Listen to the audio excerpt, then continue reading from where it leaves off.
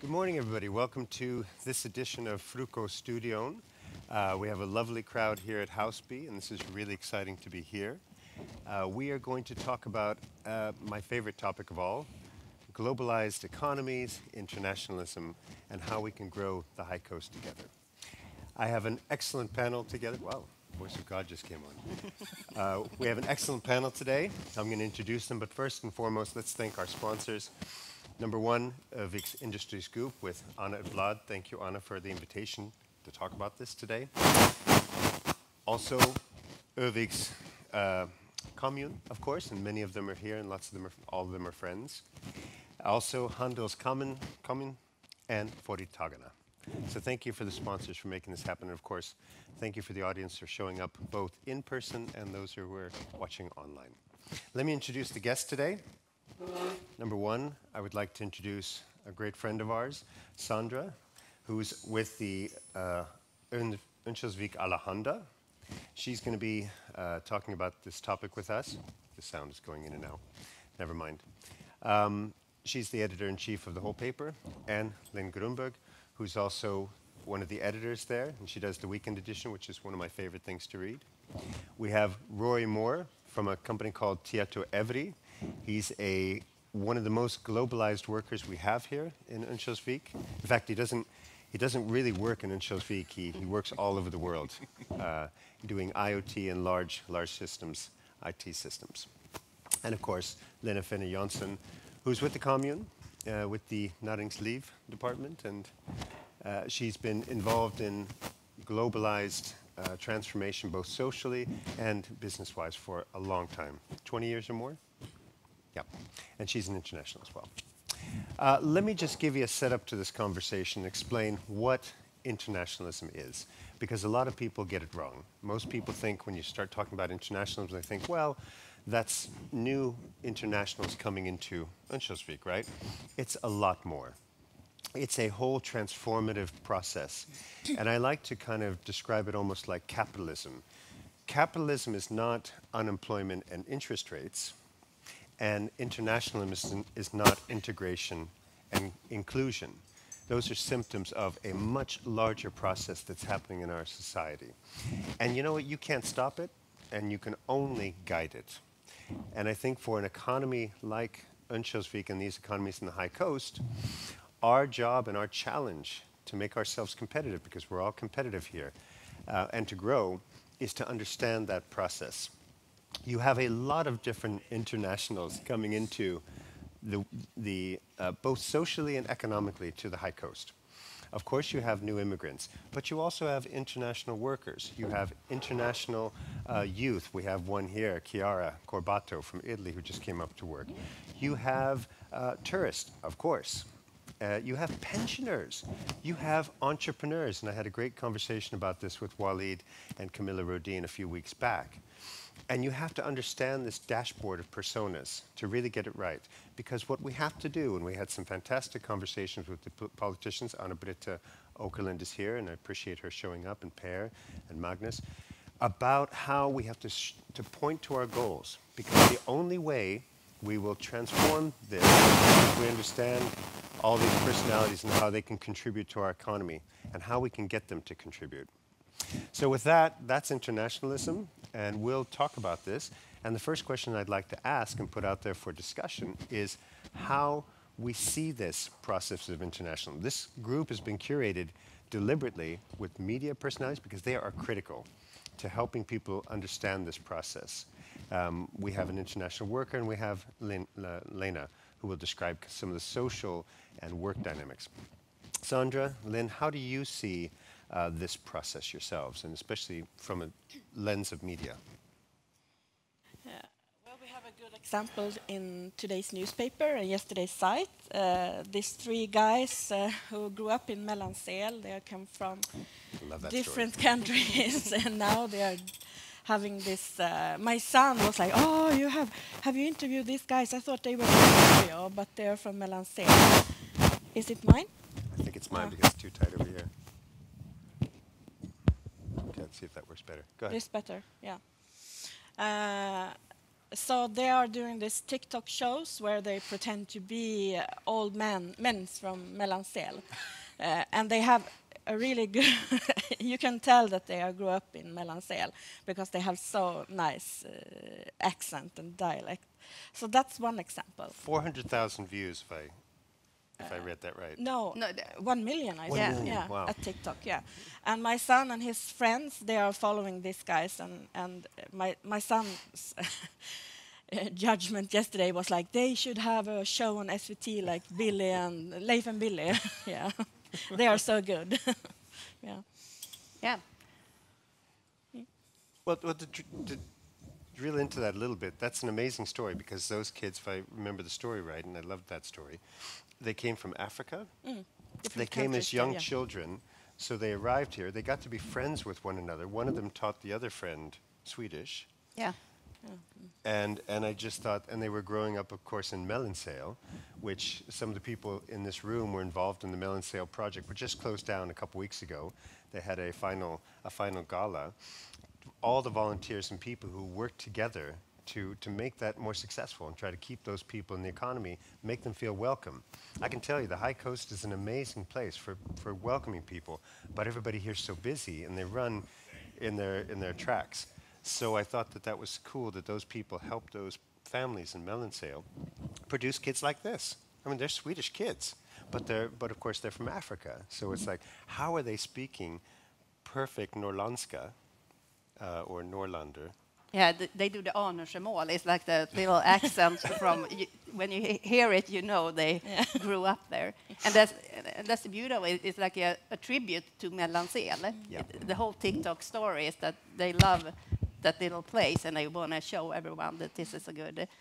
So that's a nice circle. I saw my son showed me a video yesterday when they are in Stockholm and they are interviewing people from Stockholm, and then they are talking this Örnsköldsviks and ask them, do you know what did he say? He says some words in Örnsköldsviks, and stockholmarna they didn't get, vad säger du, vad pratar du? So it's really funny, yeah. But that's one story. Yeah, that's one story. And I mean, we had some conversations, and I think the media representation of internationalism needs to be very broad, and we worked together on that, but they did their own job. I loved the newspaper and how it tells those stories.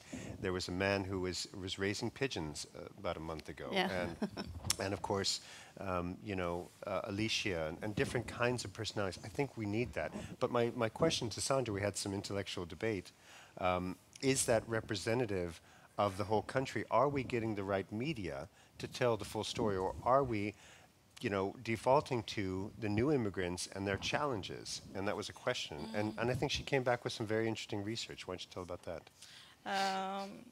Yeah, I when Sam asked me this, I had to Google to get some answers. No, I found some research that has recently been done that are showing that black people are overrepresented in Swedish media, and people from MENA, I don't know what you Mellanöstern, is also kind of well represented in media. But I think it's easier for we as a local newspaper to do different stories, because we have to like dust suck Örnsköldsvik for good stories, and no matter what and no matter who it is, we want the good stories. Aftonbladet and DN and so on, they can choose from Larger. Yeah. So they tend to go on the news that are there's a conflict or there's a hard angle you can grab on or something like that. But we want to show whole Örnsköldsvik, and that gives us more freedom, I think, to do different kind of stories like this TikTok guys and Alicia who came here, and I think it's coming when we work every day on the we want a case. We want to tell something about the people who lives here, and it's doesn't matter who it is. If the big thing is, do they have a story to tell? Do they have a good story to tell? And when we hear something, when we see something, when we get a tip, we do it, and then we get the big representation. But we want more. We want more stories from, because we have the people who work with us, and we have the same the thing that got into us, the emails that we got or the things we see on social media tend to be the same. We want to show a bigger picture of Örnsköldsvik, and then we need more people telling us what we're going to write about. That's interesting. Yeah, we have some problems to reach some groups in Örnsköldsvik, and that's really a problem for us. As Lynn say, it's because my reporters and myself we are in the same social group and we are from the same places and so on. So it's narrowing our possibilities to reach out to different groups. So that's a topic I have to think about, and how are we going to reach out to groups that doesn't read us and doesn't know how that we exist, and get their stories, and we can do. It's a question of democracy too. Yeah. And also getting new readership, because of course that's good for business as well. Rory, how do you see the topic? What do you think? Or if you want to say something on this, you can as well. From the media perspective, I think I can appreciate that there always will be a challenge to get a broad view, right? Because it's very easy, I think, on a national level to fall into certain, as you said, media reporting traps. Look at the conflict, look at all the challenges, look at the things that are going wrong. And I think I have to actually commend you guys from the local perspective that you have been very, very good at trying to get that correct type of balanced point of view across, and finding those good news stories, but also not being afraid to talk about some of the more challenging topics as well. Yeah. And I think quite often there's another kind of invisible layer on a national and local level that is sometimes a little bit harder to describe in a concise way, and that's actually the kind of commercial aspects associated with the topic. And unfortunately, it's not just a Swedish thing. I think it's a Nordic thing or a Northern European thing, but we quite often forget about the level of entrepreneurship that a lot of people coming into the Nordic region can bring with them. And I think that's something that we're beginning to wake up to in Sweden at this point in time, but how do we tap into that talent? How can we leverage that talent and bring something new to the market, bring something new to the economy, local and national, that is. And let's hold on to that topic, because I think economic transformation, me and Rory came onto our project. We're both private sector executives. I work for a company called Stringo IB, and just yesterday and today we're doing our global strategy, and we're having sync calls with our partners all around the world. It's really exciting. But we represent that persona, absolutely, but we have to have a broad dashboard of those working relationships. And both Lena and Rory, my question to you two, on an economic level, do you subscribe to the notion that you really only get, let's say, the symptom integration if you have a vibrant economy? How can we make the economy of the high coast working on all those different levels? High tax earners, new arrivals into the marketplace, into a service economy. What's your view of that? I think there's nothing stopping the high coast from attracting that type of talent. I mean, the one thing we need to avoid actually is a brain drain at this point in time. We have a lot of young people who finish school and they go to university in Umeå, or they go up to Luleå or Stockholm or whatever. And quite often it takes them quite a long time to circle back, if they circle back at all, unfortunately. So I think as part of the growth strategy for the High Coast, we should be proactively looking at trying to make it an attractive place for people to move from wherever with the right types of skills that we need to grow our local economies here. As I said, there's nothing preventing that from happening, but I think maybe as a social and kind of a community perspective, we need to figure out what's our storyline here, what's our plan.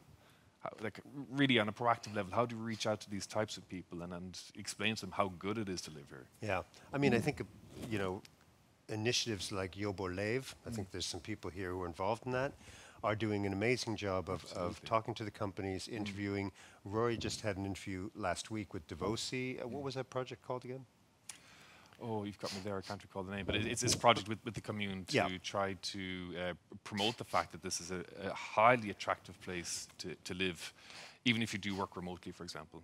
So I think this kind of entrepreneurs that are coming from Europe or US or UK, they are important to open up our society too. So it can help the integration. Because the society gets more people from outside that see Örnsköldsvik with new eyes and can come with an open mindset that is and bringing stuff to the town that can help other people to immigrate. What do you call it? Integrate in an easier way. So it's less you and me, and it's like more Spot on. we. You know, and So- that's, no, I totally agree with you. And one of our big intellectual discoveries was when you talk about internationalism, you have in a typical paradigm, you have, we're the host country, and people are coming here, and we're going to be nice and take care of them. And it's a very kind of, patronizing, not in a negative way, relationship. You're here, you learn Swedish, take 5 years out to learn Swedish, and then we'll kind of try to get you involved into life instead of, wait a minute, gosh, we need you. Thank you for coming. My God, you brought your let's get you involved in our economy and get you up to speed as quickly as possible. And we're internationalizing the Swedish people. We have a persona called International Swede. And I can promise you, every single person in this room is an international Swede. You consume Netflix, you have friends, you travel, you speak languages, you have international business relations, and we even have a test. You can find out how international you are. And even the most rabid people who say, well, I don't like immigrants and I don't think Örnsköldsvik should change, they're still communicating on the internet with somebody and buying their goods from China. So come on. So I agree with you 100%. It's a we. It's not an them and us. Even in the most benevolent terms, it's a transformational process that we have to recognize together. So spot on, Sandra. Yeah, You're absolutely right.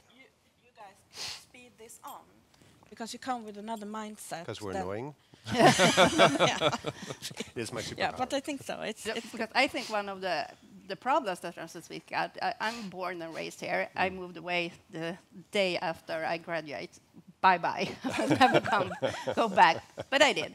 And I think Örnsköldsvik, if you're born here and you're raised here, you have your little nook. You have your friends, you have your family, and it's super tight. And I realized that when I moved back, I didn't have any friends. I had my parents and my husband, and it was like, I need to know new people in my hometown, and it's hard. It's harder. Really hard. Here's a statement. It is harder. My wife is here, and it is harder for her to come back to where she grew up as a Swedish person than it is for an international. Yeah. This is all a big laugh for us. I mean, Wally, the first time we went ice skating, we're like, what?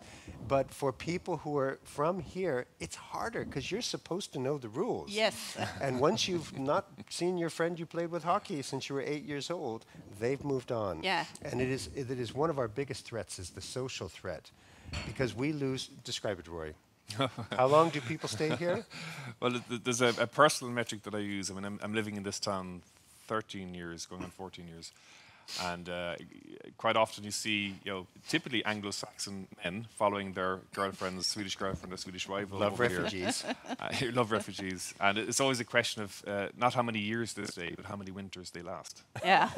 So it's, But I think it's a very valid point. I think there's a social thing. It's not a problem. It's not a challenge from my perspective. I think it's just something that when you move into a new area, regardless of where it is, you have to accept that there's a local culture, right? And every local culture is absolutely valid. But sometimes there's a bit of a learning curve in understanding how that culture actually works and how then you can bring your personality into that culture, so to speak. And we have to realize that in the high coast, It's a little bit more difficult for a lot of different reasons, socioeconomic reasons. You know, there's a lot of, you know, ambient wealth here to where you don't have to move away. You try to go and do that in Italy or anywhere else, it's everybody leaves the countryside and goes to the cities. That's how it works. Not necessarily here. People like to be close to their families and such. Lena, let's turn this over to you. What do you think? I think you are into many interesting questions and things that we need to work with in the municipality of Örnsköldsvik. One thing is the empowerment of people and not caring and caring and caring. It's good to care for people, but you also have to work hard to empower people. And that way you have to look at human beings like your equals. And that is also something that you have to work with your inner self, because you feel very good when you care for someone and you get some kind of recognition that you are a good human being. But empowering means that you really look at others as your equal.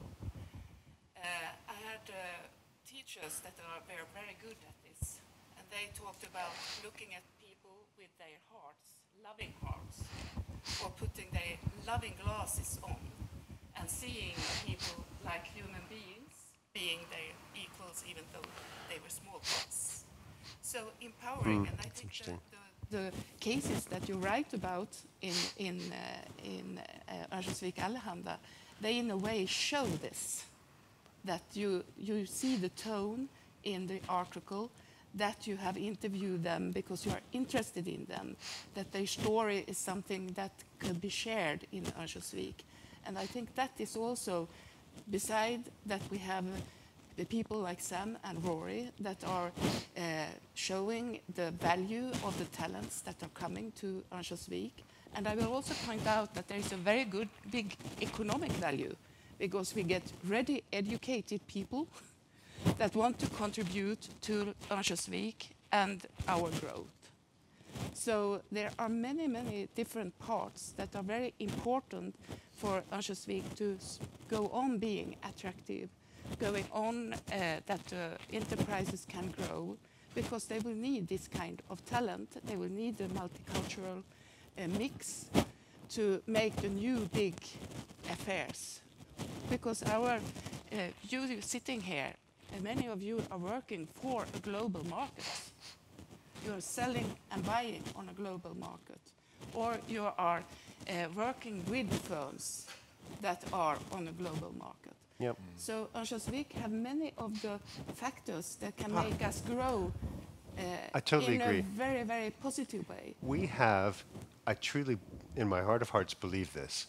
We have all the elements to be absolute economic rock stars of Sweden. You know, one fact that I bring up, and people don't really know this, did you know that as a percentage of GDP, the high coast is the largest by percentage of GDP, keep that in mind, not by volume, the highest export economy in Sweden.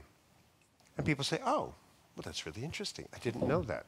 That means that our economies have always, for 150 years or more, been globally outlooking. And I always tell people the story of, you're the children and grandchildren of Vikings.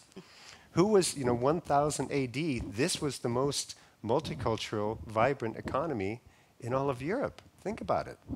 Of course, they had to be taken as slaves. That wasn't so nice, but...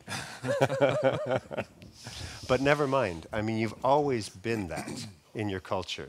That's why you're the best English speakers in the world. This is who you are. And I almost wonder if we should strip out, I think the loving heart thing, I absolutely agree. Of course, we should do that. But part of me feels like maybe we should just be straight up transactional about it. Maybe we should just be, what do we need? We need those 65,000 curious residents. If we don't, it's the most rational goal I've ever heard. I'm like, wow, I love that. Because if you don't have that, you won't have the tax base, right? You won't have the services, right? You won't attract the companies, right? You'll be in a downward spiral. 65,000, got to get there. How are we doing with that? Not very well. And let's bring up the uncomfortable truth sometimes, because we have to face reality. And let's be transactional with this international thing and say, you know what? Let's not do it to be nice or humanitarian. Let's do it because we better do it. If not, we're going to have a decline in economy. And places like Skellefteå just came back on Friday. we'll be adding 90,000. And their problem is that they have to make 9,000, housing units. And they're growing like crazy. We snuck ourselves onto the Northvolt, industrial site, and it was amazing. There must have been 50 different kinds of foreigners waiting to get into that door of Northvolt. Not one of them, except the guy who was doing the processing, was Swedish. So we do this just transactionally. Yes, let's be loving hearts about it, okay. But let's be tough and be like, if we don't do this, we're going to be in a problem. And suddenly that becomes a very transformative kind of way of looking at the situation. Suddenly, the woman who comes from Poland with her husband, who has a great degree, we don't take as long to get that degree translated. We don't demand that Swedish is the first thing. Look at Ore. Ore has kicked out their integration, I shouldn't say kicked out, but they stopped their integration unit. They only have Utveckling. Maybe we need to think about our service economy. What's the number one, go anywhere in the world. When you go into a restaurant in Paris or any city you go to, who are the people you meet? They're all new immigrants getting on the job ladder, and they're educating at night, and they'll get better jobs. Maybe we need to think about a service economy as well. That's important, and it's important to people like me and Rory. I'll tell you what, when we have that disposable income, we want to go to Linnea och Peter. We want to go to Sternkai. We want to go to the chef. That's great. That's also part of this transformation. So maybe it's a transactional, more rough than it's nice to be multicultural. So what do you think, Lena? Yes, I think so. And I also want to point out another factor, because there's a really big growth in the northern of Sweden, and that is really, really, really nice. But what we have in Örnsköldsvik is also that we have highly skilled companies. And we need to work on with that growing, because otherwise also the new industries like Northvolt and so on, the research and the development will be somewhere else and not in the north of Sweden. So in Örnsköldsvik we really have high-skilled companies that are really good globally and are sought for, and to see to that they get the talents they need. For example, we are working with the universities of Mid-Sweden University and Umeå University to be able to connect the international students, but not only the international students, also those that are coming for making their doctoral thesis and so on. So there are people that have chosen to come to Sweden, chosen the north of Sweden, chosen to be quite close to Örnsköldsvik, that we could, in a way, show that Örnsköldsvik is the place where they should stay and live and contribute to, because it is I'm myself not from Örnsköldsvik, so I can say that it's a wonderful place to live in. That's a perfect way to end this. I've gotten my 30-second warning. Let me just say one more thing. The Frukoststudion, the next one is on the 15th of December, so please join that. I think we could go on for like an hour, honestly. This is super interesting. Maybe we do a part 2 sometime. Thank you so much. Again, thanks Örnsköldsviks Kommun. Thanks for all the other sponsors as well. Well, thank you for showing up, and hope this sparks some interest in your minds about how we can do this together. Thank you.